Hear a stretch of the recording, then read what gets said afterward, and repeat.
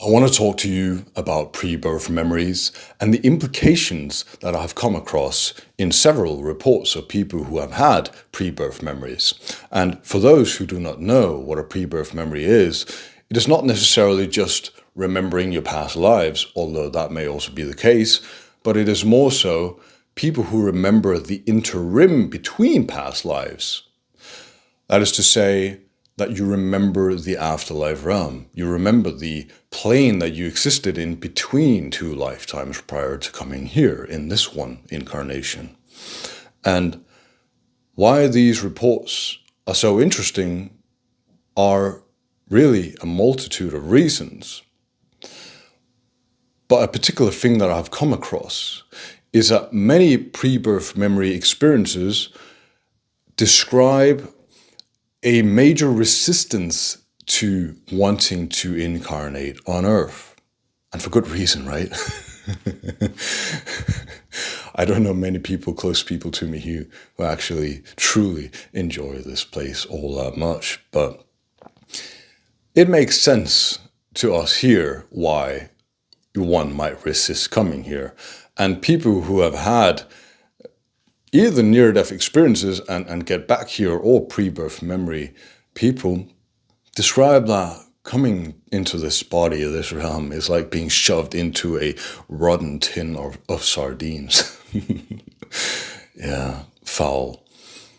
So what I've come across in some reports is that this resistance to being incarnated may result in the soul leaving the fetus that they were about to be born as, causing the fetus in the mother's womb to be aborted naturally. And it makes sense, because if the fetus, the body, doesn't have a soul to drive this vehicle, if you will, obviously there's no animating principle, the life force that is needed for the body to move and go about is not present. So obviously it dies. And what these people describe when they return to the afterlife after this fetus is aborted is that they receive a life review.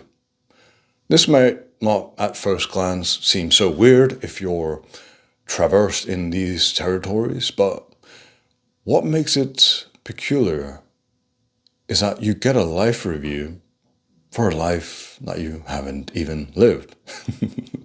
And this really, to me, gives a sense of an almost technological mechanism at play.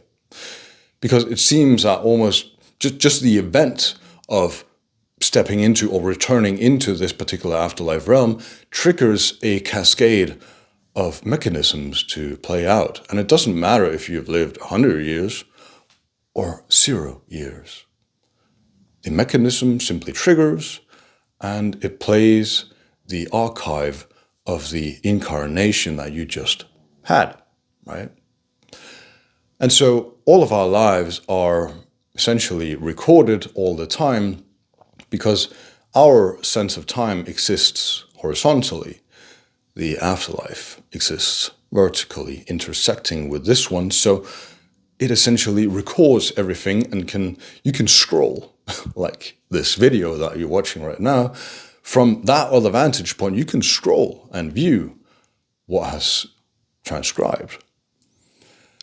So our lives being recorded by this seemingly technological mechanism will replay that to you.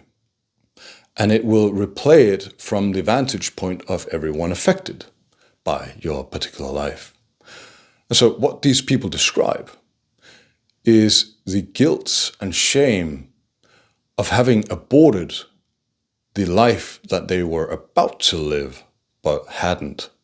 Because although you haven't done anything, you haven't done anything, right? You haven't even lived, really. But you're still guilted and shamed for all the suffering that you caused to your parents who so loved and looked forward to having you, to everyone who in the family and the close relatives to this couple who are now suffering because the couple that were about to be a parents are suffering, and you're now having to, you've affected hundreds, maybe thousands of people's lives in this realm because you were supposed to be here. They've signed a contract, a soul contract with your soul. Now they have to rewrite everything, and yeah, the managers, the architects, don't like having to rewrite the script, right? So you're guilted and shamed because how dare you? And this is usually enough to convince the soul to get back here because, oh, I did such a poor job, look how much I caused hurt to everyone, and I better make it up. And this usually convinces them to get back here in a new body. But I think it is really telling that we have a system that places this sort of judgment on you for not even having done anything in life, for simply feeling this gravitation, this pull, this strong density of this realm, and feeling the natural resistance to this density. I mean, who wouldn't?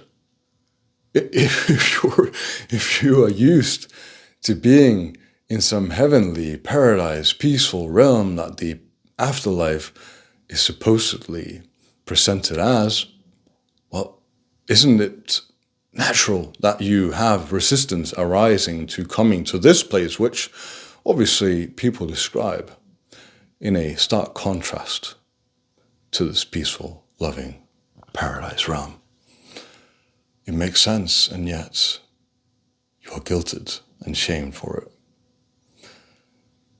I think that is worth noting at the very least, and taking into your considerations from my perspective, as I mentioned. It seems technological. I don't necessarily think that there is always someone evaluating and playing about. I think it is simply a trigger, a mechanism, and a cascade of events unfolding when you return back to this afterlife realm. It happens automatically, it's efficient, like technology always aims to be. And I think that is exactly why it works on so many people. It is efficient. It is tailored to our empathetic nature, to not want to harm and cause suffering to others and ourselves. And yeah, it exploits the very nature of the soul itself, which is to love and care and be kind. And so yeah, I think it is worth questioning a system that appears to exploit the nature that is kind and loving towards others. So take away from this video what you will. You may let me know down below if you have any thoughts, feelings, sharings on this topic. And I'll see you next time. Bye.